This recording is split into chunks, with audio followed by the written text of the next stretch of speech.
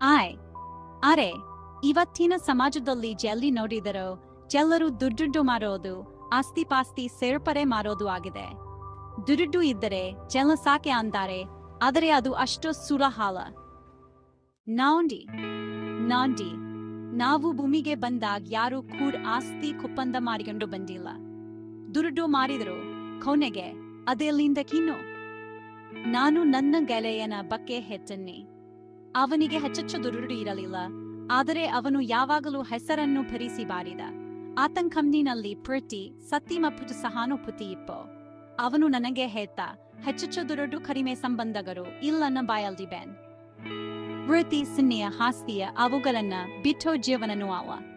ಹಾಗಂದು ಕೆಲವೊಮ್ಮೆ ದುಂಡು ಮುಖ್ಯ ಅಂತ ಅನಿಸಬಹುದು, ಆದರೆ ಬಂಕನ ದುಡ್ಡು ಯಾವತ್ತೂ ನಮ್ಮ ತಲೆಯ ಮೇಲೆಯೇ ಬಾನ್ಬೇಕಾ?